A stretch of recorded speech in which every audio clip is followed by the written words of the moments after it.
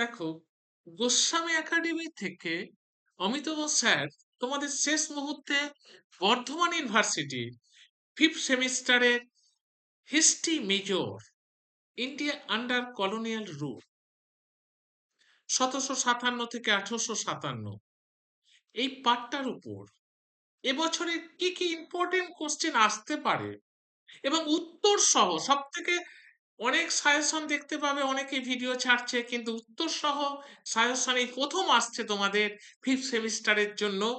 দেখে নাও শেষ মুহূর্তে, এক ঝলক দেখে নাও। যাদের নোট কালেকশন করতে এখনো পারোনি তারা এগুলোকে ঠিক মতো করে টুকে নাও, নিয়ে এখনো সময় আছে, পড়তে নাও।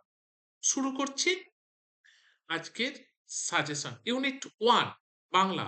এখান থেকে 10 নম্বরের কোশ্চেন কি আসতে পারে দেখো। 10 নম্বরের কোশ্চেন কি আসতে পারে? প্রথম কোশ্চেন দেখো, ভারতে east India English east India কোম্পানির ভূখণ্ড বিস্তার বাংলার গুরুত্ব আলোচনা কর। সিলেবাস যেভাবে আছে সেভাবেই তোমাদের কোশ্চেন আসবে, অতএব সেই পার্টগুলো একটু ভালো করে তোমাদের দেখে যেতে হবে। যেগুলো ইম্পর্টেন্ট আমি বলে যাচ্ছি সেগুলো সব থেকে বেশি দেখবে, যেগুলো মাঝারি সেগুলো তারপর দেখবে, বাদ বাকিগুলো রিডিং পড়ে যাবে। এর উত্তর দিয়ে দিয়েছি দেখো। ভারতে, দেখে নাও, ভারতে ইস্ট ইন্ডিয়া, দেখো ভারতে east India company, east India company, দেখো ইস্ট ইন্ডিয়া কোম্পানি, যেটা একটু একটু বলে দিচ্ছি দেখে নাও, এবং ভূখণ্ড বিস্তারে বাংলার গুরুত্ব অপরিসীম। অর্থাৎ একটু কালারটা নিয়ে নিই, নাহলে তোমরা তো বুঝতে পারবে না। বিস্তারে বলছে গুরুত্ব অপরিসীম। অষ্টাদশ শতাব্দীতে বাংলার ছিল ভারতের অর্থনৈতিক প্রশাসনিক কেন্দ্রগুলির মধ্যে অন্যতম। তাহলে অর্থনৈতিক এবং প্রশাসনের কেন্দ্র ছিল অন্যতম। অষ্টাদশ কোন সময়? অষ্টাদশ শতাব্দীতে বাংলা।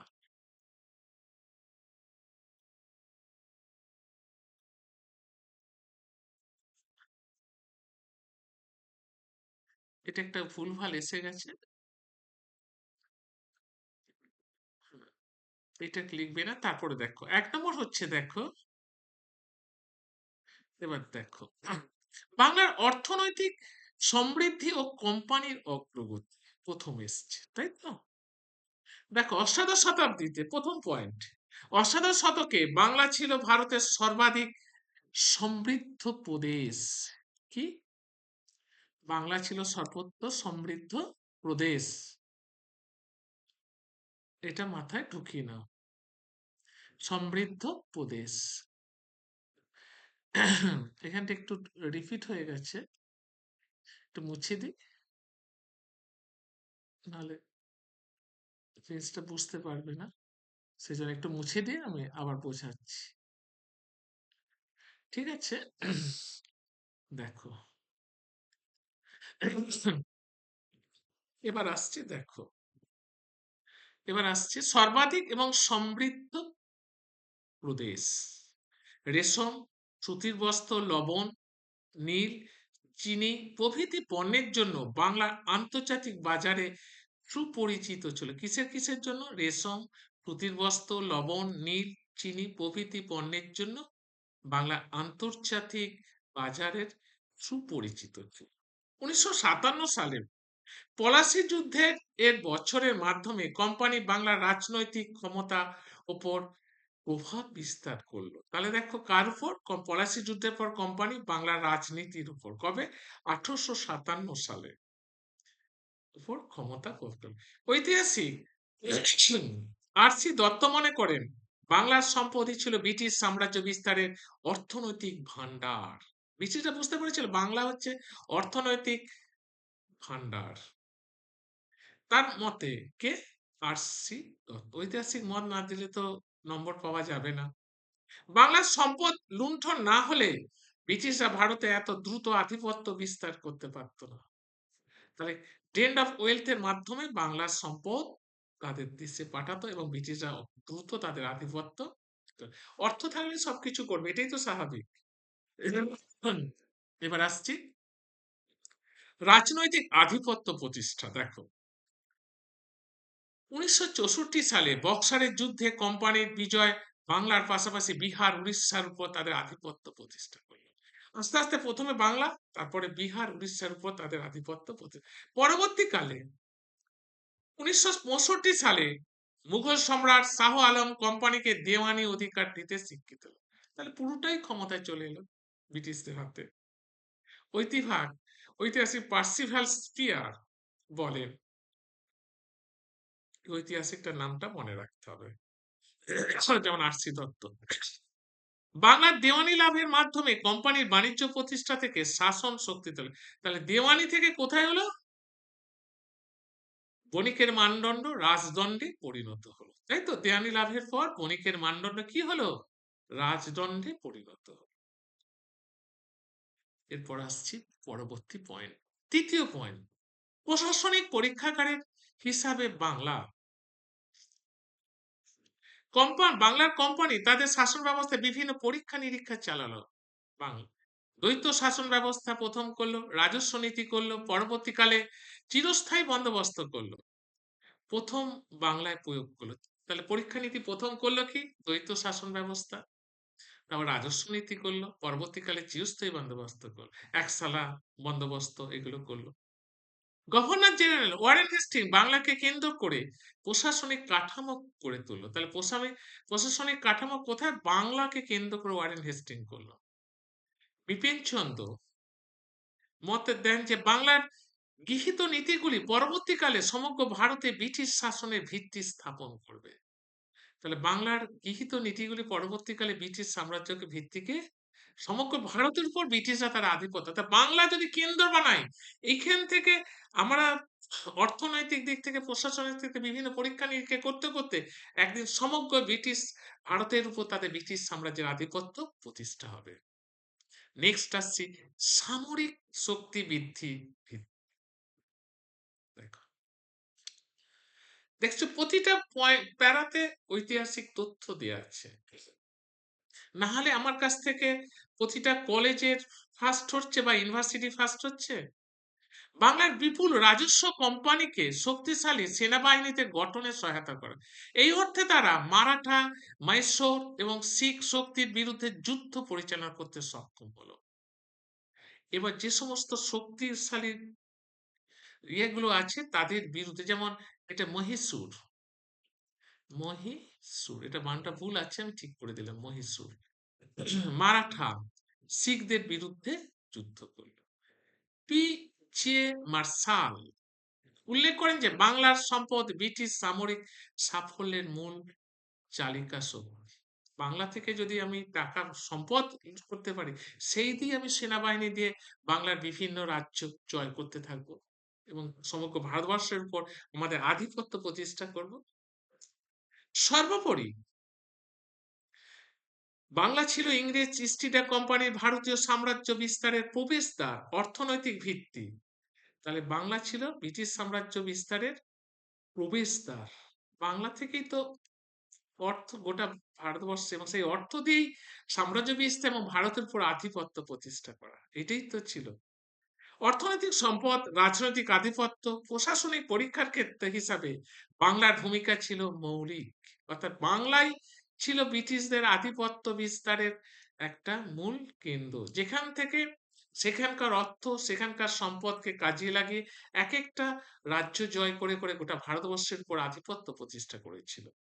তাই ঐতিহাসিকদের মূল্যায়নে স্পষ্ট যে বাংলা দখল ছাড়া ভারতে ব্রিটিশ সাম্রাজ্য প্রতিষ্ঠা সম্ভব হতো না। অর্থাৎ বাংলা যদি জয় না করতো, ব্রিটিশ কোনদিন সমগ্র ভারতের উপর ব্রিটিশ আধিপত্য প্রতিষ্ঠা সম্ভব হয়ে গেল, শেষ। নেক্সট আসছি 5 নম্বরের কোশ্চেন। টপিকটা দেখবে তোমরা, বাংলা ইংলিশ থেকে বাংলা করে নিলেই বুঝতে পারবে এইটা আছে। এই টপিকটা টপিক ওয়াইজই ভেঙেছি। পলাশির যুদ্ধ আর ব্যাটেল অফ বক্সার, ক্ষেত্র, প্রেক্ষাপট এবং ফলাফল। এখান থেকে একটা কোশ্চেন দিয়েছি, দেখো। পলাশি যুদ্ধের কারণটা একটু দেখে যাবে, ভালো করে বললাম, পলাশি যুদ্ধের কারণ, পলাশি যুদ্ধের কারণ এটা একটু দেখে যাবে। এবার দেখো, পলাশি যুদ্ধ বক্সার যুদ্ধ ছিল, কোশ্চেনটা কি? পলাশী ও বক্সার যুদ্ধ বাংলার কোম্পানির আধিপত্য প্রতিষ্ঠায় কিভাবে সহায়ক হয়েছিল? ছিল বাংলার ইংরেজ ইস্ট ইন্ডিয়া কোম্পানি রাজ্যের আধিপত্য প্রতিষ্ঠার দুটি মোড় বদলকারী ঘটনা। এই যুদ্ধের ফলাফল বাংলার নবাবী শাসনের পতন ঘটিয়েছিল। কোম্পানি ঘটিয়ে কোম্পানির শাসন অর্থনৈতিক নিয়ন্ত্রণ হচ্ছে। তাহলে পলাশী এবং বক্সারের যুদ্ধের মধ্য দিয়ে বাংলার উপর ব্রিটিশদের আধিপত্য পথ সুগম হয়ে গেছিল। আর বাংলার উপর আধিপত্য পানা মানে এখানকার সম্পদ, এখানে অর্থ সবকিছুকে কাজে লাগে গোটা ভারতবর্ষের উপর তাদের আধিপত্য প্রতিষ্ঠা হয়েছিল। পলাশী যুদ্ধ এবং তার প্রভাব এবার আসছে আলোচনা। ব্যাটেল অফ পলাশী ছিল বাংলার কোম্পানির প্রথম রাজনৈতিক বিষয়। কি ছিল? প্রথম রাজনৈতিক বিষয়। এই যুদ্ধ রবার্ট ক্লাইভ নবাব সুজা উদ্দৌলাকে পরাজিত করে মীর কাসিমকে বিশ্বাসঘাতকতার মাধ্যমে। তাহলে এই সিরাজউদ্দৌলার পরাজয়ের জন্য অনেকেই মির্জাফরকে ঘাতক বলা হয়, বিশ্বাসঘাতক, কিন্তু তা নয়। এখন নতুন রিসার্চ করে মুর্শিদাবাদের তার উত্তরসূরিরা প্রমাণ করেছেন, এক ভদ্রলোক, আমি নামটা ভুলে গেছি, কিসাম আলী, তিনি তার এই পিএইচডি ডক্টরেট, এই তার বংশধরদের যে মির্জাফর, এইটা ঘোচাবার জন্য রিসার্চ করেছেন এবং এটার উপরই তার ডক্টরেট। ঐতিহাসিক আর.সি. মজুমদার মনে করেন পলাশী যুদ্ধ ছিল ভারতের ব্রিটিশ সাম্রাজ্যের ভিত্তিপ্রস্তর স্থাপনের সূচনা। তাহলে ব্রিটিশ সাম্রাজ্যের ভারতে সাম্রাজ্য পলাশী যুদ্ধ ছিল ভিত্তিপ্রস্তর। আর এই যুদ্ধের পর থেকে কোম্পানির বাণিজ্য প্রতিষ্ঠা থেকে রাজনৈতিক শক্তিতে রূপান্তরিত হলো। তাহলে বণিকের মানদণ্ড রাজদণ্ডে পরিণত হলো। কোথা থেকে? পলাশীর যুদ্ধ থেকে। কোন যুদ্ধ থেকে? পলাশীর যুদ্ধ থেকে। ভুল হয়েছে লেখাটা, পলাশী, পলাশীর যুদ্ধ একটু মাথায় ঢুকিয়ে নিতে হবে। এবার হচ্ছে দেখো, এটা হচ্ছে আর.সি. মজুমদার পেয়েছি। এবার পড়ছি পি.জে. মার্শাল মতে পলাশীর যুদ্ধ ছিল একটি প্রাসাদ ষড়যন্ত্র, যা বাংলার অভ্যন্তরীণ দুর্বলতাকে কাজে লাগিয়ে ইংরেজরা ক্ষমতায় এসেছিল। অর্থাৎ সিরাজদৌল্লার দুর্বলতার সুযোগ নিয়ে ইংরেজরা এখানে প্রবেশ করেছিল। পলাশীর ফলে মির্জাফর নবাব হলেও প্রকৃত ক্ষমতা কার হাতে ছিল? কোম্পানির হাতে। মির্জাফর কাঠের পুতুলের মতো হয়ে গেছিল। কোম্পানির বিপুল পরিমাণ সম্পদ লাভ হলো, ধনলাভ করলেন।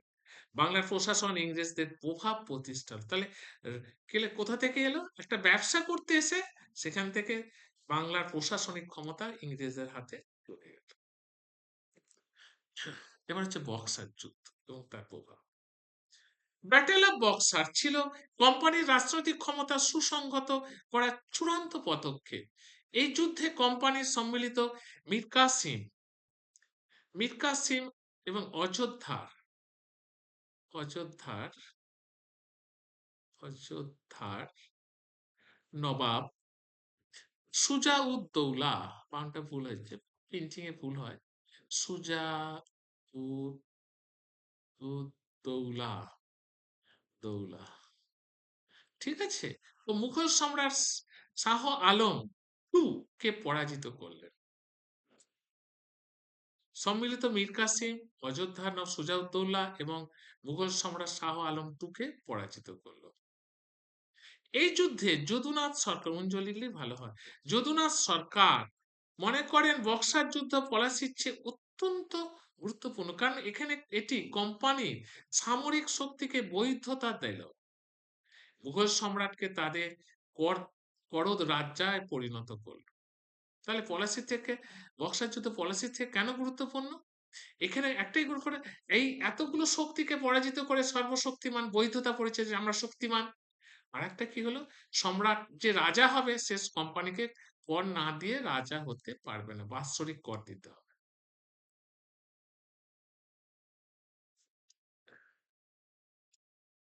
এলাহাবাদের চুক্তি, এলাহাবাদের 1965 সালে এলাহাবাদের চুক্তির মাধ্যমে কোম্পানি বাংলার দেয়ানি লাভ করলো। এর ফলে কোম্পানির সরাসরি রাজস্ব আদায়ের অধিকার পেল। বাংলার অর্থনৈতিক শোষণ প্রাতিষ্ঠানিক রূপ হলো, দ্বৈত শাসন ব্যবস্থা চালু। পলাশীর ইংরেজদের বাংলা রাজনৈতিক হস্তান্তর দ্বার উন্মোচন করেছিল। আর বক্সার সেই ক্ষমতাকে আইনগত এবং সামরিক দিক থেকে সুদৃঢ় করল। অর্থাৎ পলাশির যুদ্ধের মধ্য দিয়ে একটা বণিক থেকে প্রশাসনিক ক্ষমতা এলো, সেই প্রশাসনিক ক্ষমতা থেকে সমগ্র সাম্রাজ্যের আইনগত সামরিক সব দিক থেকে তার আধিপত্য প্রতিষ্ঠা হলো কার? ব্রিটিশদের।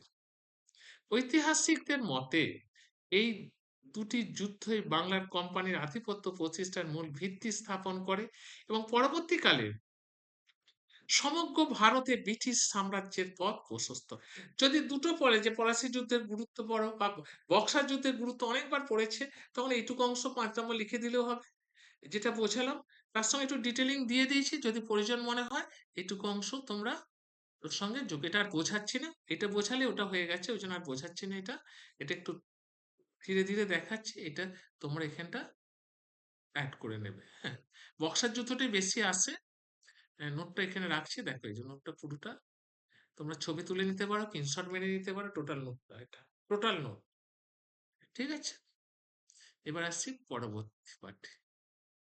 দেয়ানি লাভের গুরুত্ব কি? 2 নম্বর প্রশ্ন, এটা 5 নম্বরের মতো করে রেখেছি, যদি কোনো কারণে দিয়ে দেয়। দেখো, দেয়ানি লাভের গুরুত্ব বলছে, দেখো একটা নতুন যুগ এখানে কি হচ্ছে, বাংলা, বিহার, উড়িষ্যার উপর দেয়ানি লাভ গুলো। শুধু আগে ছিল বাংলার উপর, তারপরে দেয়ানি লাভ ফলে কি হলো। হ্যাঁ, এবার রাজনৈতিক গুরুত্ব দেখো। আর.সি. মজুমদার 1765 সালে দেয়ানি ছিল ভারতে ব্রিটিশ সাম্রাজ্য প্রতিষ্ঠার সূচনার বিন্দু। কারণ এর মাধ্যমে কোম্পানি শুধু বাণিজ্যিক শক্তি নয়, প্রশাসনিক শক্তিতে রূপান্তরিত হলো। পার্সিভাল স্পিয়ার মনে করেন এটি দ্বৈত শাসন পদ্ধতির সূচনা করলো, যা বাংলার রাজনৈতিক ও অর্থনৈতিক কাঠামোকে দুর্বল করে দিল। তারপরে দেখো দ্বিতীয় পয়েন্ট, এই ঐতিহাসিকগুলো দেবার চেষ্টা করবে। অর্থনৈতিক গুরুত্ব, বিপিন চন্দ্রর মতে দেয়ানি লাভের ফলে বাংলার রাজস্ব সরাসরি কোম্পানির হাতে চলে এলো।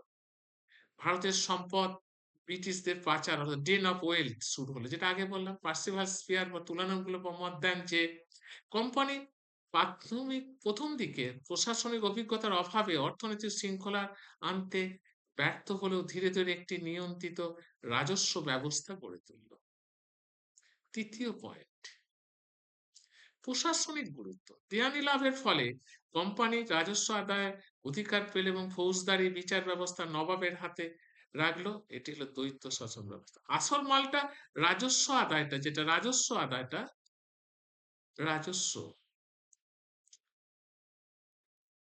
রাজস্ব আদায়, এটা কিন্তু নিজেরা দেখলো, নিজেদের হাতে রাখলো, বাদ বাকিটা ফৌজদারি বিচার। কারণ তো এই ভাষা সম্পর্কে তারা কিছুই বুঝছে না, বাংলা ভাষা, সেই জন্য রাজস্বটা নিজেদের হাতে, বাদ বাকিটা ছেড়ে দিল। সামাজিক প্রভাব, এই ব্যবস্থার বাংলার দুর্ভিক্ষ দেখা দিল, অর্থনৈতিক বিপর্যয় তীব্র হলো। 1770 সালের দুর্ভিক্ষের পেছনে দেয়ানি পরবর্তী শোষণ নীতি এর জন্য দায়ী। সামগ্রিকভাবে বলা যায় 1765 সালে দেওয়ানি ভারতীয় ইতিহাসে এক মোড় পরিবর্তনকারী ঘটনা। এটি ব্রিটিশ বাণিজ্য শক্তিকে রাজনৈতিক প্রশাসনিকতে রূপান্তরিত করলে এবং ভারতের উপর নিবেশিক শক্তির সুদৃঢ় ভিত্তি স্থাপন করলো। ঐতিহাসিকদের মত থাকলেও এর গুরুত্ব অস্বীকার করে, ঐতিহাসিকদের মধ্যে মত পার্থক্য দিলে এর গুরুত্ব কোনোভাবেই অস্বীকার করা যায় না। হয়ে গেল, শেষ। এবার হচ্ছে মহীশূর, দেখেছো প্রতিটা কেটে কেটে করেছি। মহীশূরের সঙ্গে কোম্পানির সম্পর্কে, বিশেষ করে হায়দার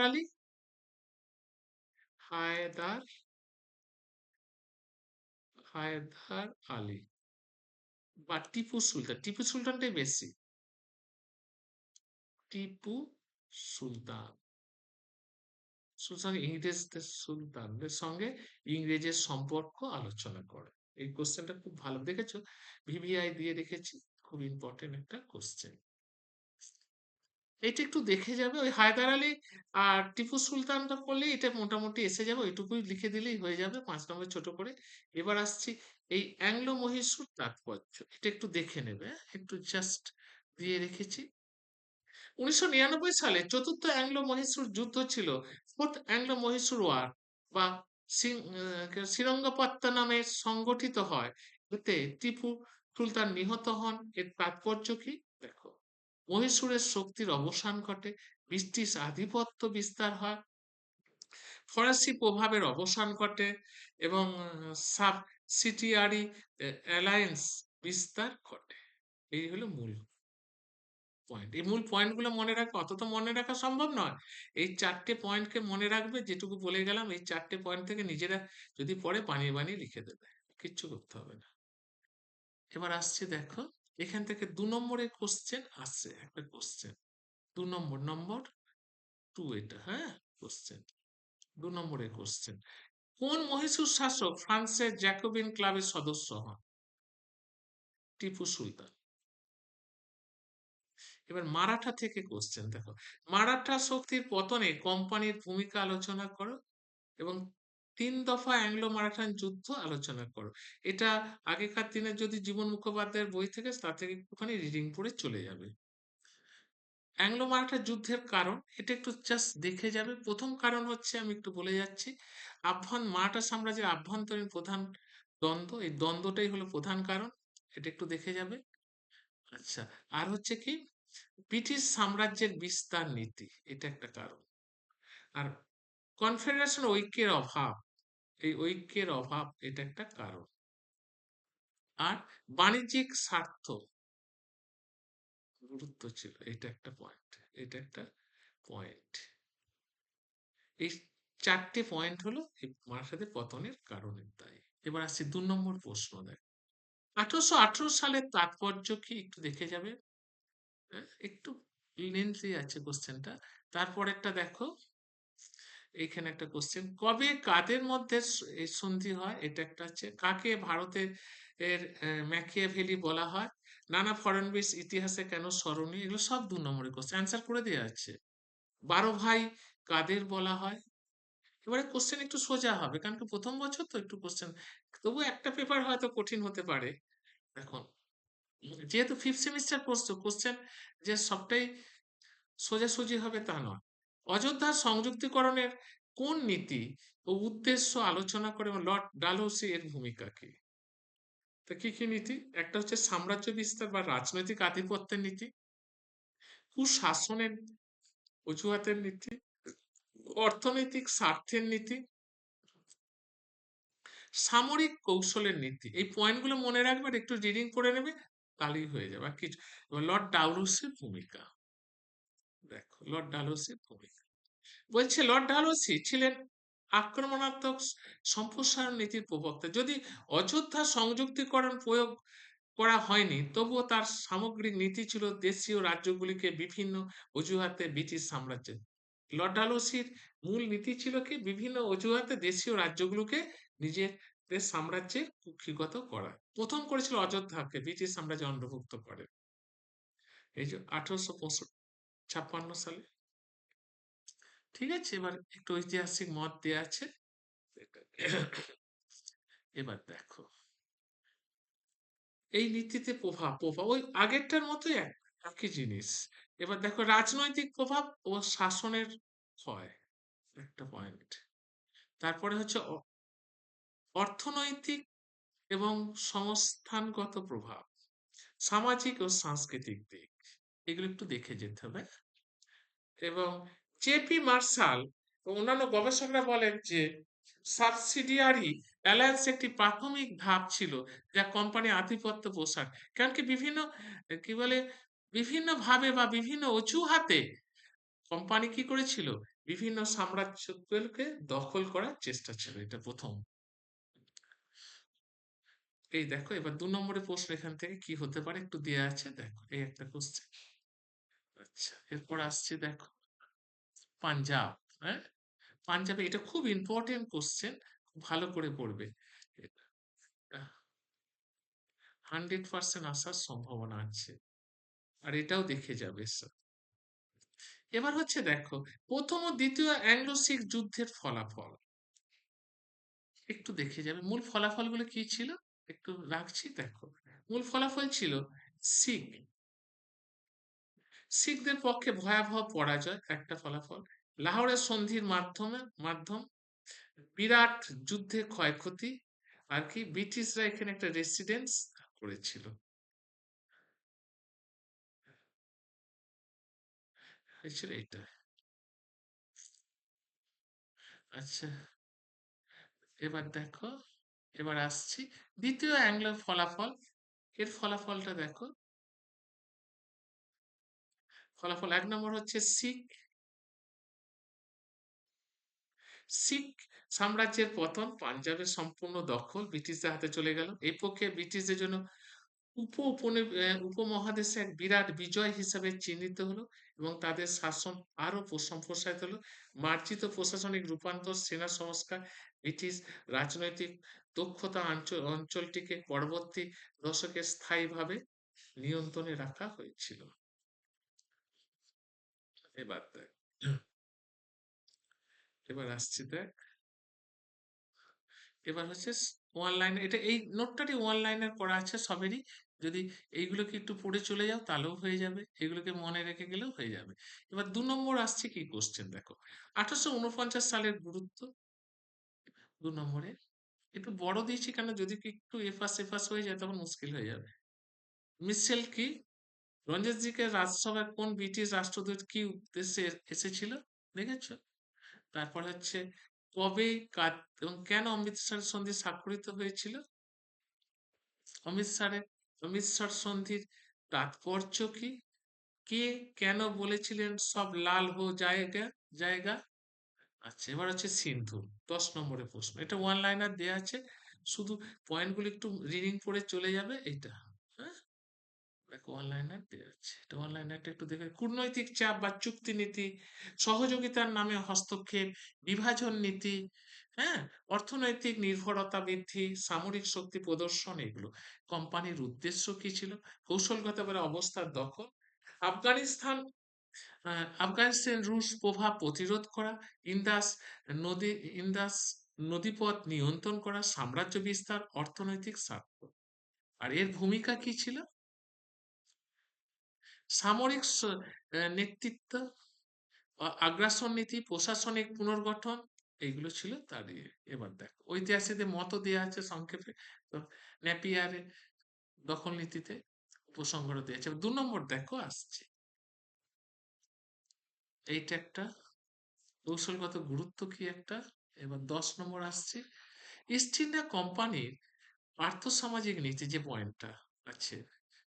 ইস্ট ইন্ডিয়া কোম্পানির আর্থসামাজিক বা বিশদ আলোচনা করো। এটা ওয়ান লাইনার করে দিয়েছি, তোমরা একটু পড়ে যাবে এই ওয়ান লাইনার ঐতিহাসিকগুলো, একটু রিডিং পড়ে যাবে। যদি কোনো কারণে ফেলে দেয় তখন কিন্তু নিজেরাই তখন একটু রিডিং করা থাকলে নিজের ভাষায় বাড়িয়ে লিখতে পারবে। ঠিক আছে? আর অধিকাংশ ক্ষেত্রে ঐতিহাসিক সুমিত সরকার, হ্যাঁ, বিপিন চন্দ্র পাল, আর আর.সি. রায়চৌধুরী, হেমচন্দ্র রায়চৌধুরী, এগুলোর নাম একটু করে, আর.সি. দত্ত, এগুলোর নাম অনেক ক্ষেত্রে গুজে গুজে চলে যেতে পারবে নোটেতে। যদি কোনো কারণে কোনো কিছু মনে না থাকে, বিপিন চন্দ্র পালের দিয়ে দিলে, সুমিত সরকারের নাম দিয়ে দিলে, এগুলোর নাম দিলে, হ্যাঁ, এগুলো একটু নাম দিয়ে দিলে তাহলেই হয়ে গেল। এবার হচ্ছে এই জায়গাটা খুব ইম্পর্টেন্ট একটা কোশ্চেন, এটা নোটটাও করে দিয়েছি, ইম্পর্টেন্ট। ইস্ট ইন্ডিয়া কোম্পানি ভূমি কর ব্যবস্থায় বননীতি আলো বিশ্লেষণ করো। এই দেখো, ইস্ট ইন্ডিয়া কোম্পানি ভূমি কর ব্যবস্থা ভারতের অর্থনৈতিক ও সামাজিক কাঠামোর উপর গভীর প্রভাব ফেলেছিল। প্রথম দিকে কোম্পানির প্রথম আয় কেন্দ্রিক নীতির উপর নির্ভরশীল ছিল। কার উপর নির্ভরশীল ছিল? কেন্দ্রিক নীতির উপর, কেন্দ্রের উপর নির্ভর। রবার্ট আর্নল্ড ক্লার্কের এরা মতে কোম্পানি বাংলা ১৭৬৫ সালে দেওয়ানির অধিগ্রহণের পর একটি কাঠামোবদ্ধ ভূমি কর ব্যবস্থা প্রবর্তন করলেন, যা জমিদারদের মাধ্যমে কর আদায়ের কেন্দ্র হলো। এতে হেমচন্দ্র রায়চৌধুরী কি বলছে? এতে দারিদ্রতা, অর্থনৈতিক দারিদ্রতা বৃদ্ধি পেল। কেন? একদিক থেকে কি হলে কোম্পানির জমিদাররা তো যে মানে কোম্পানিকে যে কর দেবে তার থেকে আরো বেশি কর আদায় করছে। তার ফলে কি কৃষকদের কোনো অর্থই তাদের হাতে থাকছে না। করের ভারে এত জর্জরিত হয়ে যাচ্ছে যে তারা মানে সবকিছু আস্তে আস্তে হারাতে থাকছে। উলফ এবং মুরের পর্যবেক্ষণ অনুযায়ী কোম্পানির ব্যবস্থায় জমিদারি ব্যবস্থায় মূলত কর আদায়ের উপরে উপায় হিসাবে প্রয়োগিত হয়েছিল। ইব্রাহিম খানের গবেষণার উল্লেখ আছে যে এই ব্যবস্থা বাংলার কৃষি উৎপাদনকে ব্যাহত করেছিল।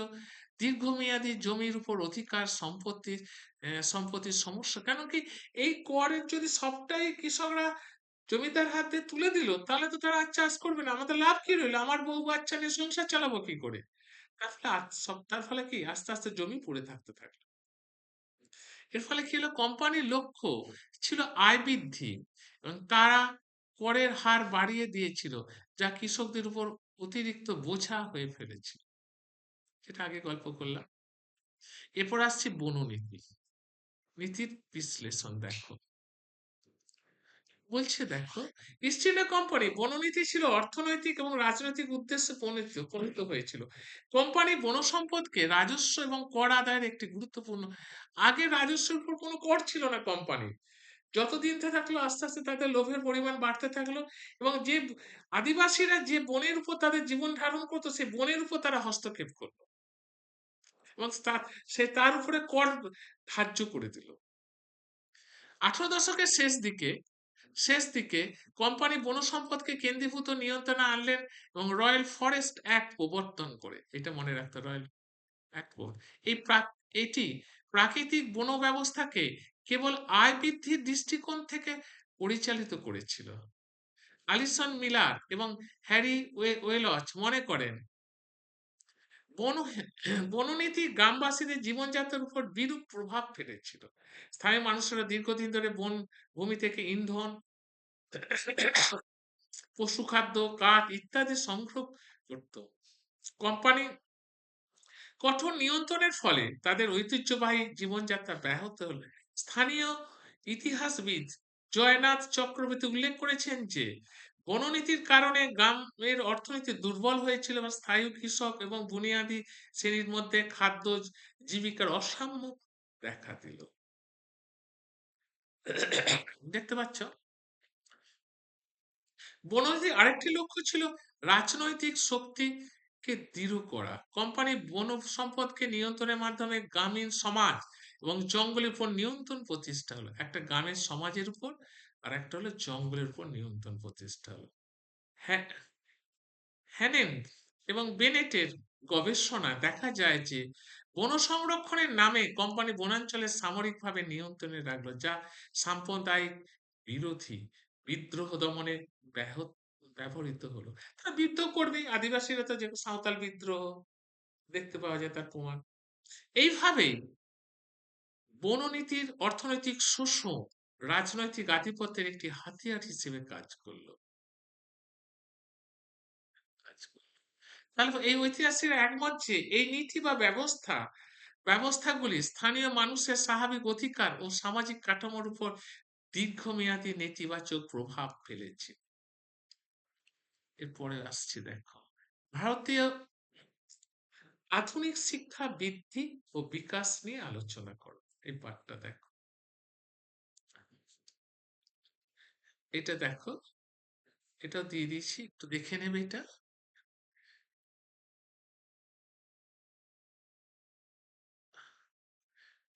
এটা একটু দেখে নেবে তোমরা। ওই যেমন কলকাতা বিশ্ববিদ্যালয়, মাদ্রাস, হ্যাঁ, মুম্বাই বিশ্ববিদ্যালয় প্রতিষ্ঠা হলো, কবে কোন হয়েছে দেখো, সেটা বলছে দেখো। ঠিক আছে,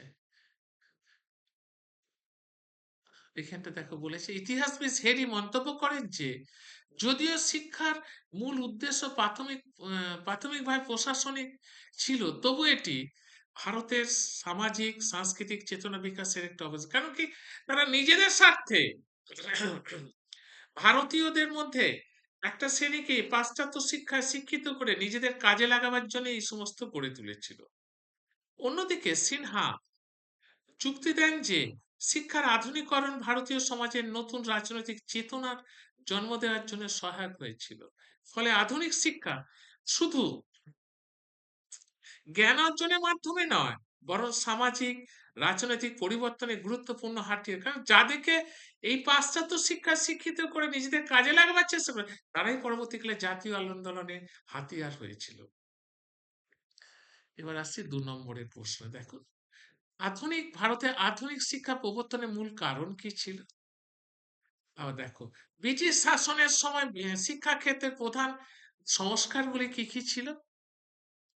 আচ্ছা, এবং আধুনিক শিক্ষা বিকাশে ভারতের সামাজিক অর্থনীতির উপর কি প্রভাব পড়েছিল?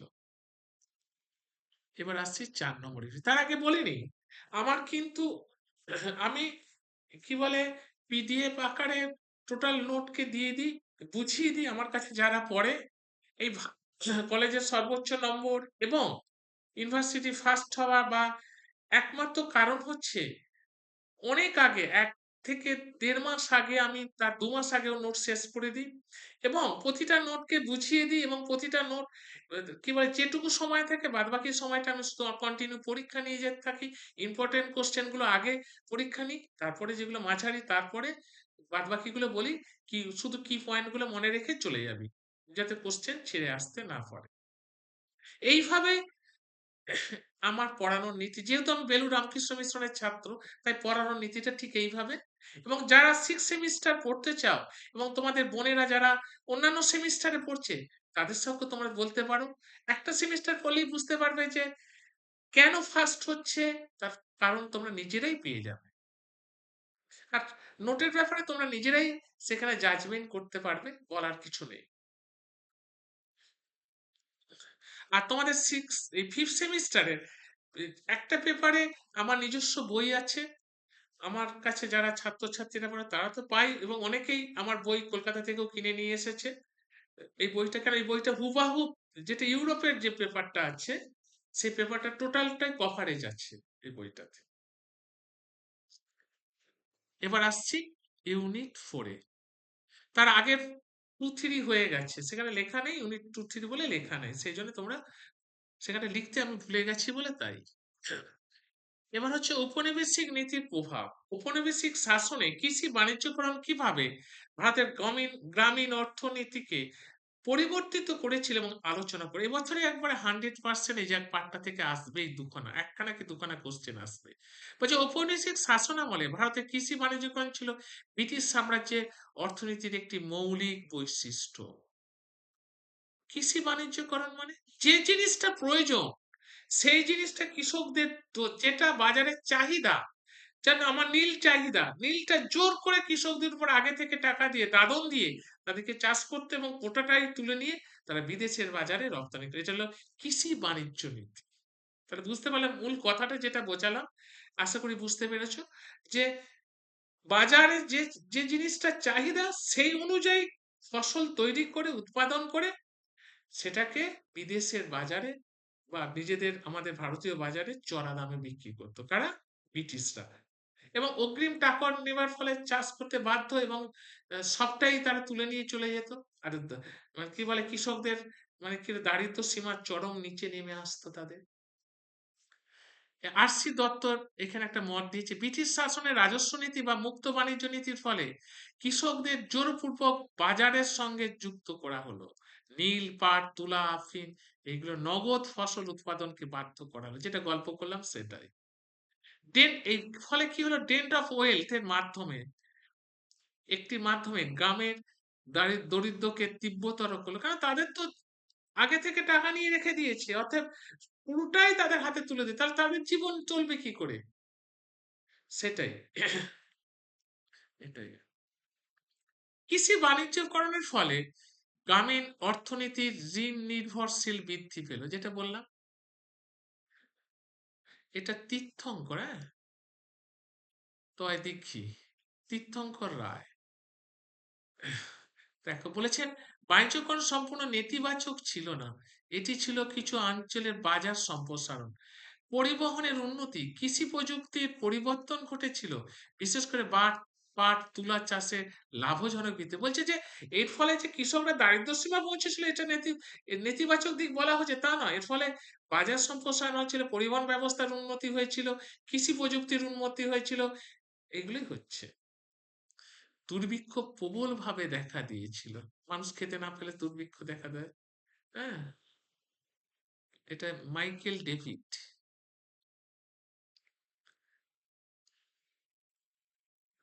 ডেভিড দেখিয়েছেন যে বৈষয়িক বাজারে সঙ্গে অর্থাৎ বৈশ্বিক মানে বিশ্বের বাজারের সঙ্গে যুক্ত হওয়ার ফলে ভারতের কৃষি আন্তর্জাতিক মূল্য ওঠানামার শিকার হয়েছিল। এই যে এই যে মানে কৃষি বাণিজ্যকরণ কি এই যে নীল চাষ হচ্ছে সেটা বিদেশে রপ্তানি হচ্ছে চড়া দামে, তাহলে হচ্ছে বিশ্বের বাজারের সঙ্গে ভারতের বাজারে জিনিসপত্রের দাম ওঠানামা করছে, সেটাই বলতে চাইছে। গ্রামীণ সমাজ কাঠামোর তো পরিবর্তন হলো, জমিদার মহাজন মধ্যস্থ ভোগী শ্রেণীর উত্থান ঘটলো। জমিদাররা তো রাজস্ব আদায় করতো, মহাজনও তাই। এই শ্রেণীর ক্ষুদ্র কৃষক ও ভাগ চাষীদের সংখ্যা বৃদ্ধি পেল। এবার সামগ্রিকভাবে দেখা গেল ঔপনিবেশিক শাসনে কৃষি বাণিজ্যকরণ ভারতের গ্রামীণ অর্থনীতিকে আত্মনির্ভর কাঠামো থেকে বাজার নির্ভর অর্থনীতি তৈরি করলো, তাই না? তারা যে চাষ করতো তার থেকে বাজার নির্ভর অর্থনীতিতে পরিণত হলো। এটা গ্রামীণ আত্মনির্ভরশীল কাঠামো থেকে বাজার নির্ভর পরিণত হলো। একদিকে অর্থনৈতিক সংযোগ সূচনা করলো, অন্যদিকে ঔপনিবেশিক শোষণ গভীরতর। এইটাই হলো মেইন কথা উপসংহারে। এই যেটা বোঝালাম সেটারই কাছাকাছি এটা বলা আছে, এটাও খুব ইম্পর্টেন্ট এবারের জন্য। এই দুটো এখান থেকে আসবেই কোশ্চেন, একটা কি দুটো কোশ্চেন তোমরা পাবেই। দেখতে পেয়েছ? এরপর আসছি পরবর্তী দুর্ভিক্ষে। দুর্ভিক্ষ তো জানো এটা, এটা কি কারণ আছে, তো উপরের ইয়েগুলো থেকে বুঝতে পারছো যে প্রাকৃতিক কারণ একটা কারণ, হ্যাঁ, ভূমি রাজস্ব নীতি একটা কারণ, একটা হচ্ছে প্রাকৃতিক কারণ, একটা ভূমি রাজস্ব নীতি একটা কারণ দুর্ভিক্ষের জন্য, তাই না? বাণিজ্যিকরণ যেটা বলছিলাম এই মাত্র পড়ালাম, রপ্তানিমুখী কৃষি দুর্ভিক্ষের তীব্রতা বাড়ালো, প্রশাসনিক নীতির ব্যর্থতা, হ্যাঁ, আর হচ্ছে কি বহুমাত্রিক দুর্ভিক্ষে পরিণতিতে বহুমাত্রিক ছিল, প্রচুর মানুষ মারা গেছিল, এটা তো গল্পের মতো পড়ে নিতে পারবে। এইটাও খুব ইম্পর্টেন্ট কোশ্চেন। ডি ইন্ডাস্ট্রিয়ালাইজেশন, অবশিল্পায়ন, এটা খুব ভালো করে দেখবে। ঔপনিবেশিক শাসনে ভারতের অবশিল্পায়ন বলতে মূলত অষ্টাদশ শতকের শেষ দিক ভাগ থেকে 19 শতকের মধ্যভাগে পর্যন্ত ঐতিহ্যবাহী হস্তশিল্প কুটির শিল্পের ক্রম বহমানকে বোঝায়। পলাশী এবং বক্সার যুদ্ধের পর ব্রিটিশ ইস্ট ইন্ডিয়া কোম্পানি রাজনৈতিক ক্ষমতা অর্জন করলে ভারতের অর্থনৈতিক কাঠামো উপনিবেশ স্বার্থানুযায়ী পুনর্গঠিত হয়েছিল। আর কি হয়েছিল? শুল্ক ও বাণিজ্য নীতির মাধ্যম স্পষ্ট হয়ে গেছিল অবশিল্পায়নের ফলে। ঐতিহাসিক মতগুলি একটু দেখবে। শিল্প হ্রাসের সঙ্গে সঙ্গে জড়িয়ে ছিল নগরায়নের অবক্ষয়, কর্মসংস্থানের সংকট। আর কি শিল্প হ্রাসের ফলে অর্থনীতি ক্রমশ কৃষি নির্ভর হয়ে পড়েছে। অর্থনীতি শিল্প যখনই হ্রাস পেয়েছে সবাই কৃষিতে গিয়ে গোড়তা মারছে, এটাই মূল কথা। ফলে কি হলো? দারিদ্রতা, আয়ের স্থবিরতা হলো। এখানে দেখো এই ঐতিহ্যবাহী কারিগর শ্রেণীর অবক্ষয়ে গ্রামীণ সমাজে অতিরিক্ত চাপ সৃষ্টি, কারণ সবাই তো কৃষিতে এসে পড়লো। ঋণগ্রস্ততা কি হলো? বৃদ্ধি পেল। সর্বোপরি দেখো ঔপনিবেশিক শাসনে ভারতের অবশিল্পায়ন ছিল নীতি নির্ভর, রাজনৈতিক বৈষম্য, সম্পদ নিঃসরণ কাঠামোর পরবর্তী ফলশ্রুতি সম্মিলিত ফল। পরিসংখ্যান ভিত্তিক গবেষণায় দেখা যায় শিল্প উৎপাদন আংশিক দায়িত্বের পতন, কর্মসংস্থানের রূপান্তর নির্দেশ, কারণ সবাই যে শিল্প ছিল সেখান থেকে কৃষিতে এসে চলবে, কর্মসংস্থানের রূপান্তর হলো, সেটাই। এটাও কিন্তু একটা দারুণ ভালো কোশ্চেন, ডেন্ট অফ ওয়েলথ, সম্পদের নির্গম, এটা এবার আসবেই। এটা বলছে দেখো ভারতীয় জাতীয়তাবাদী অর্থ চিন্তার একটি কেন্দ্রীয় ধারণা আত্মপ্রকাশ করেছিল। এই তত্ত্বের প্রবক্তা ছিলেন দাদাভাই নওরোজি। বইটার নামে কোশ্চেনটা আসছে, the property and un-British rule in India. এটা কিন্তু ভালো করে দেখে যাবে। এটা খুব ভালো করে, খুব সুন্দর নোট, দারুণ নোট দেওয়া আছে, প্রতিটা প্যারাতে ঐতিহাসিক তথ্য দিয়ে দিয়ে করে দেওয়া আছে। তোমরা কিন্তু খুব ভালো করে এটা মুখস্থ করে যাবে। এসে গেছে। আর যত ঐতিহাসিক তথ্য দিয়ে সুন্দরভাবে সাজাতে পারবে নম্বর, তাহলে নম্বর পাওয়ার একটাই কারণ হচ্ছে এই সাদামাটা লিখলে কিন্তু মুখস্থ করতে সোজা, কিন্তু নম্বর পাওয়ার ক্ষেত্রে খুবই অসুবিধে। এবার হচ্ছে এটা একটু দেখে যাবে, নিজেরা একটু ভালো করে দেখে যাবে এটা, হ্যাঁ? এটারও উত্তর করে দিয়েছি। পয়েন্টগুলো একটু মনে রাখবে, তাহলেই হয়ে গেল। যেমন এই যে পয়েন্টগুলো বলছি, ১ নম্বর পয়েন্ট হচ্ছে এই যে যোগাযোগ ব্যবস্থার উন্নতি হয়েছিল, হ্যাঁ? আর হচ্ছিল কি ভারতে পুঁজি শ্রেণীর উত্থান হয়েছিল। আর কি আন্তর্জাতিক পরিস্থিতি শিল্পের বিকাশ সহায়ক হয়েছিল, হ্যাঁ? আর কি বলেছে? স স্বদেশী আন্দোলনের শিল্প বিকাশে প্রেরণা জুগিয়েছিল এগুলো। এবার সীমাবদ্ধতা কি, কি সেগুলোও দেয়া আছে, একটু দেখে নেবে। ৫ নম্বরে কৃষি বাণিজ্যকরণ কি? ১ম এ যে নোটটা দেয়া ছিল সেখান থেকেই পড়ে নেবে, তাহলেই হয়ে যাবে, একই জিনিস। যদি ৫ নম্বরে ফেলে তখন ওইটাকেই বানিয়ে লিখে দেবে, তাহলেই হয়ে যাবে। নতুন করে করার আর দরকার নেই। কারণ সময় নেই। আর অবশিল্পায়ন তাই বলা আছে, সেটাকেই বানিয়ে লিখে দেবে, একটু, একটু রিডিং করে রাখবে। এটা রমেশ, হ্যাঁ? এটা একটা প্রিন্টিং এ মিস্টেক হয়েছে, রমেশ। দাদাভাই নওরোজির এটা দেখবে, এগুলো তো আগেরটাই দেয়া আছে। ডেন্ট অফ ওয়েলও তাই মূল বক্তব্যগুলো আগে বলা আছে। সেখান থেকে তুলে নেবে। ওটা মুখস্থ করলে এটা হয়ে যাবে। অসুবিধা কিছু নেই। এবার ২ নম্বরের প্রশ্ন দেখো। বাণিজ্য কৃষি কি? এগুলো আসবে। মহাজন জনিত প্রথা কি? সম্পদের কি বলে? অবশিল্পায়ন শব্দের অর্থ কি? ডেন অফ ওয়েলথ কে প্রবক্তা? এই যে বলছিলাম, হ্যাঁ? হোম চার্চ কি? এটা পড়েছে কোশ্চেনটা। তারপরে দেখতে পাচ্ছ, এবার দুর্ভিক্ষ থেকে এই যে উপনিষদ থেকে একটি দুর্ভিক্ষের নাম করো। সম্পদের বহির্গমন বা অর্থ নিষ্গমন কি? প্রকাশ্য এবং নির্লজ্জ লুণ্ঠন বলতে কি বোঝো? ইনভেস্টমেন্ট কি? একটু দেখতে অবশিল্পায়ন কি? দেখতে পাচ্ছ? আগেও বলেছি, আবার দিয়েছি। ভারতের শিল্পায়ন বাণিজ্যের ধ্বংসের কারণ কি? আচ্ছা, শিল্পায়ন বাণিজ্যের ধ্বংস, অবশিল্পায়ন কি অলীক? এটা এবছর নাকি খুব ইম্পর্টেন্ট শোনা যাচ্ছে। হোম চার্জ কি? এটা এসেছে অনেকবার পরীক্ষায়। এগুলো আবার দুবার করে দিয়েছি যাতে ইম্পর্টেন্ট বলে। এবার আসছে লাস্ট, উপনিষদ যুগে মধ্যবিত্ত শ্রেণী, এটা ইউনিট, ওটা 3 ছিল, এটা 4, হ্যাঁ? আগেরটা ছিল 3। মধ্যবিত্ত, এটা এবছর আসছেই, অনেকের মুখে আওয়াজ আসছে এটা। এটা পুরো অ্যান্সার করে দিয়েছি, তোমরা একটু দেখে নেবে। পুরো অ্যান্সারটা দেওয়া আছে। এবার পুরো ঐতিহাসিক তথ্য দিয়ে দেখেছো? এবার এইটা একটু একটু পড়ে যাবে। আমি শুধু রাজনৈতিকটা করে দিয়েছি, সামাজিকটা মানে কি? সেই সংস্কারগুলোই পরবর্তীকালে তাকে রামমোহনকে কি নবজাগরণের অগ্রদূত বলা যায়? এটাই হচ্ছে খুব বেশি ইম্পর্টেন্ট। যদি কোনো কারণে রাজনৈতিকটা করে দিয়েছি, সামাজিকটা ওখান থেকে তুলে নেবে, তাহলেই হয়ে গেল। কোশ্চেনটা পুরোটাই কভারেজ হয়ে গেল। এই যে কোশ্চেনটা এবারে খুব ইম্পর্টেন্ট। দেখছো, স্টার দিয়ে রেখেই দিচ্ছে। ইয়ং বেঙ্গল এবং আন্দোলনের প্রকৃতি, উদ্দেশ্য, সীমাবদ্ধতা, কিংবা ইয়ং বেঙ্গল আন্দোলনের ডিরোজিওর ভূমিকা কি? এই নোটটা লিখলেই হয়ে যাবে, আর কিচ্ছু করতে হবে না। বুঝতে পেরেছো? এই নোটটা তোমরা একটু লিখে নেবে, তাহলেই হয়ে যাবে।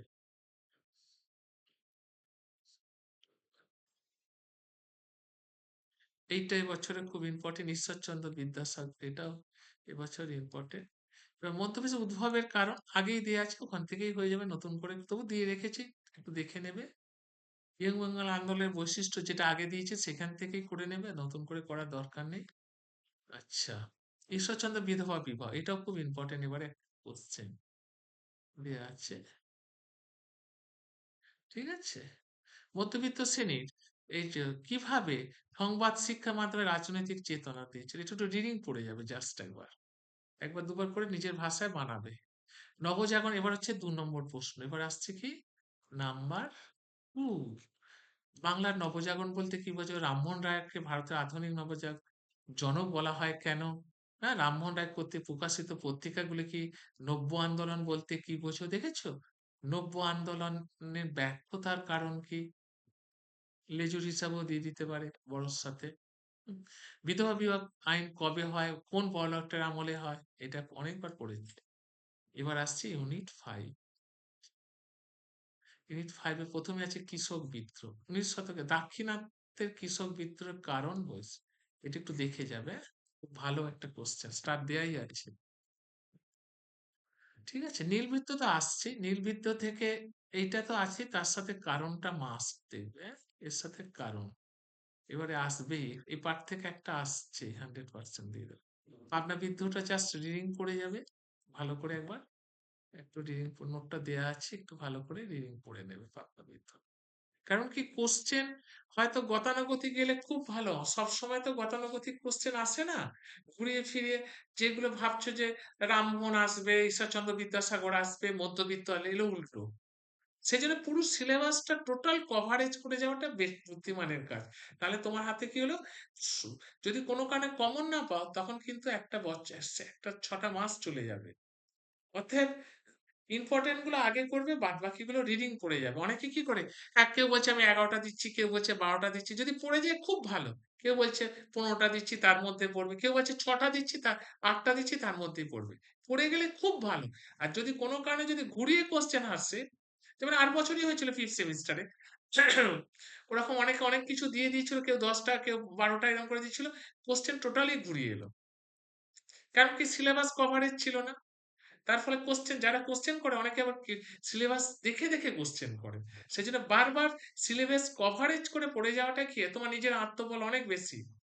টেনশন করতে হবে না যে আমার টোটালি মোটামুটি। আর সব থেকে কি, গোটা সিলেবাসটা যদি কভারেজ থাকে, আমার তাহলে কি হবে, 2 নম্বরের কোশ্চেনে কোনোভাবেই আটকাবে না। এবার আসছি 19 শতকে বাংলার কৃষক বিদ্রোহ গুলো, এই সন্ন্যাসী বিদ্রোহ, ফকির বিদ্রোহ, এগুলো একটু একটু করে সব, সাঁওতাল বিদ্রোহ, নীল বিদ্রোহ, এগুলো একটু একটু করে সব, হ্যাঁ, মুন্ডা বিদ্রোহ, এগুলো একটু বলে দিতে হবে। এবার আদিবাসী বিদ্রোহ, ভিল বিদ্রোহ, একটু কি বিষয়টা একটু রিডিং পড়ে যাবে, তাহলেই হয়ে যাবে, আর কিচ্ছু দরকার হবে না। বিষয়টা যদি একটু রিডিং পড়ে যাও, বিষয়টা কি বলতে চাই, এগুলো তো গল্পের মতো, একটুখানি পড়ে গেলেই সবটা হয়ে যাবে। যেমন অর্থনৈতিক রাজনৈতিক কারণ, অর্থনৈতিক কারণ, এই কারণগুলো কি একটুখানি গল্পের মতো নিজেরাই বুঝতে পারছো। সামাজিক ও সাংস্কৃতিক কারণ, বা তাৎক্ষণিক বা প্রশাসনিক দমন নীতি, যখনই বিদ্রোহ করতে যাচ্ছে তাদের উপর প্রশাসনিক দমন নীতি পড়ছে, সেটাই। এবার হচ্ছে কোলবিদ্রোহ, এটাও তাই, একটু দেখে যাবে, কোলবিদ্রোহটা একটুখানি রিডিং পড়ে যাবে। যদি কোনো কারণে পড়ে যায় তখন সেখানটা নিজের ভাষায় বিষয়টা যদি জেনে যাও তাহলে আর কোনো অসুবিধা। সাঁওতাল বিদ্রোহ এবারে 100%, দেখছো না কতগুলো স্টার দেওয়া আছে, 100%। সাঁওতাল বিদ্রোহ জানো, যে ভূমি রাজস্ব নীতি বা স্থায়ী বন্দোবস্তের পর সাঁওতাল তাদের ভূমি হারাতে ছিল। দীর্ঘদিন ধরে তারা যে স্থায়ী ভূমি কি বলে অধিকার করেছে, তার উপর যখনই রাজস্ব করলো তখনই তারা বিদ্রোহ ঘোষণা করলো। জমিদার মহাজন এবং দারোগাদের শোষণের শিকার হলো, তখনই তারা বিদ্রোহ ঘোষণা করলো। এটাই। এবার হচ্ছে আদিবাসী বিদ্রোহগুলির বৈশিষ্ট্য। আদিবাসী বিদ্রোহের বৈশিষ্ট্য তোমরা আগের যে বিদ্রোহগুলি পড়ে যাবে সেখান থেকে নিজেদের ভাষাতেই লিখতে পারবে, অন্য নতুন করে করার কিছু নয়। এক নম্বর হচ্ছে বনাঞ্চল আইন, ভূমি রাজস্ব ব্যবস্থার উপর রাজস্ব নীতি, হ্যাঁ, মহাজনদের জমিদারদের শোষণ, এগুলো তো নিজে নিজেই বানাতে পারবে, অসুবিধা কিছুই নেই জায়গাটা। পড়লে যে ছিঁড়ে আসতে হবে কেন। আর কিছু তো ঐতিহাসিকের নাম কমন বলে দিয়েছে, মাঝে মাঝে ঢুকিয়ে দিয়ে চলে যাবে।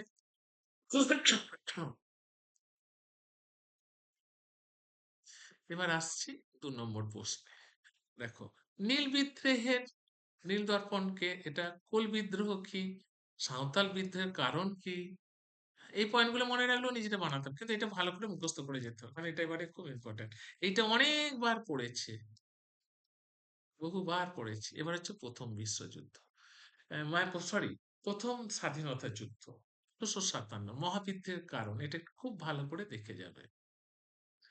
এবার আসছে মহাবিদ্যের প্রকৃতি বা চরিত্র, বা এটা স্বাধীনতা সংগ্রাম একই জিনিস, এটা এবারে 100%। 1857 সালে বিদ্রোহের বিস্তার এবং ব্যর্থতা, ব্যর্থতা খুব ভালো করে করে যাবে, ব্যর্থতা কোনো কারণে দিয়ে দিতে পারে, পয়েন্টগুলো মনে রাখলে কেন বিদ্রোহটা তো একটা নির্দিষ্ট গণ্ডির মধ্যে সীমাবদ্ধ ছিল, নেতৃত্বের অভাব ছিল, হ্যাঁ, এগুলি পয়েন্ট, সামরিক দুর্বলতা ছিল, হ্যাঁ, বিভিন্ন ভারতীয় শক্তির সমর্থনের অভাব ছিল, মানে তাদের পাশে কেউ দাঁড়ায়নি, সেরকম কেউ আসেনি, সব মানুষ একই ছত্রতলে যুক্ত হয়নি, সেটাই। এবং ভৌগোলিক সীমাবদ্ধতা, নেতৃত্বের অভাব, সামরিক দুর্বলতা, ঐক্য ঘাটতি, সুস্পষ্ট আদর্শের অনুপস্থিতি, এই সকল কারণ মিলেই ব্যর্থ হয়েছিল। 1857 সালে বিদ্রোহের তাৎপর্য কি ছিল? আর যারা আমার কাছে 6 সেমিস্টার পড়তে চাও, আমার হোয়াটসঅ্যাপ নাম্বারটা লিখে রাখো, 8145262221। এটা হোয়াটসঅ্যাপ নাম্বার। আর এমনি নাম্বার 86 8617491526। পরীক্ষার 1.5 থেকে 2 মাস আগে নোট শেষ হয়ে যায়। আর ডিটিপি নোট দেওয়া হয়, প্রতিটা নোট বোঝানো হয় এবং পরীক্ষা নেওয়া হয়। একবারে সিলেবাস ওয়াইজ যেভাবে তোমাদের সাজেশন ঠিক সেইভাবেই পড়ানো হয়। এবার আসছি তাৎক্ষণিক, এটা জানো তো, কার্তুজ, এনফিল্ড রাইফেলের সেই কার্তুজ দাঁতে করে ছিটতে হতো, সেটা গরুর চামড়া শুয়োরের চামড়া দিয়ে তৈরি, সেটাই। এই বিদ্যের ফলাফল কি ছিল দেয়াই আছে, তোমরা আগেও পড়েছো, এখনো সেটা আগে বোঝালাম, সেই জিনিসটাই এখানে ফলাফল হিসাবে আছে। আচ্ছা, এবার 2 নম্বরের কোশ্চেন দেখো, সিপাহী বিদ্রোহ থেকে কোশ্চেন দেখো, তারপরে দেখো কোশ্চেন, এগুলো একটু দেখবে। 1857 সালে বিদ্রোহের রাজনৈতিক কারণ কি? সিপাহী বিদ্রোহকে কেন মহাবিদ্রোহ বলা হয়? হ্যাঁ, এরপর আসছে দেখো, মঙ্গল পাণ্ডে কে? লক্ষ্মীবাই কে? নানা সাহেব কে ছিলেন? এবং সিপাহী বিদ্রোহের জন্য লর্ড ডালহৌসি কতটা দায়ী? দেখেছো? এই পয়েন্টগুলো যদি পড়ে চলে যাও, বড় কোশ্চেন বলে নিজেরাই বানিয়ে দিতে পারবে 2 নম্বর থেকে। তা দেখতে পাচ্ছ, টোটাল সাজেশনটা দিয়ে দিলাম এবং ইম্পর্টেন্ট কোশ্চেন গুলো তোমাদের কাছে আলোচনা করলাম। এরপর দেখো, আর দুটো কোশ্চেন বলে দিচ্ছি, একটু দেখে নেবে। অধীনতামূলক মিত্রতা নীতি করবে, সত্য বিলোপ নীতি করবে, এই দুটো নীতি, এই দুটো একটু দেখে যাবে। ঠিক আছে, টোটাল সাজেশনটা দিয়ে দিয়েছি, এগুলো একটু ভালো করে পড়ে যাবে। আর যেগুলো ডবল ভালো করে স্টার্ট দেওয়া আছে সেগুলোর উপর বেশি গুরুত্ব দেবে এবং নোট যত তাড়াতাড়ি শেষ করতে পারবে, বারবার রিভাইজ করবে, তাহলে কিন্তু নোট হুবহু পরীক্ষা খাতায় উঠবে। আর পরীক্ষা 10 তারিখ থেকে শুরু, তাই প্রথমেই বলে নিই তোমাদেরকে, পরীক্ষার যেগুলো আমার যা কিছু জিনিস 2, 10, 5 এর মধ্যে যেগুলো জানা সেগুলো সবার আগে সুন্দর করে লিখে নেব। তারপরে যেগুলো মাঝামাঝি একটু জানা, তারপরে সেগুলো লিখবো। যেগুলো আমাকে ভেবে লিখতে হবে সবার শেষে লিখবো। এই পদ্ধতি করবে, তাহলে কিন্তু ভালো রেজাল্ট হবে। এবং আর ঐতিহাসিক তথ্য, আধুনিক ঐতিহাসিক তথ্য যতটা পারবে নোটের মধ্যে দেবার চেষ্টা করবে। ঠিক আছে, প্রত্যেকে ভালো করে পরীক্ষা দেবে এবং ভালোভাবে পরীক্ষা দাও। এখন থেকে এগুলোকে পড়তে নাও, ভালো করে মুখস্থ করো। আর যতটা পারবে সিলেবাস কভারেজ করে যাওয়ার চেষ্টা করবে। কারণ কি 10টা 12টা 11টা এইভাবে করতে গেলে যদি পড়ে যায় খুব ভালো, আর যদি না পড়ে 6 মাস বাদে হিপি পুড়ে হয়ে যাবে। অতএব মাথায় এটা যেন থাকে। স্টার গুলো খুব জলের মতো করো, বাদ বাকিগুলো যেগুলো দেওয়া আছে সেগুলো মাঝারি পড়ে যাও, বাদ বাকিগুলো রিডিং করে পয়েন্ট আউট করে নিয়ে, আমি যেমন পয়েন্ট আউট করে দিয়েছি সেইভাবে কি পয়েন্ট করে মুখস্থ লিখে যাও।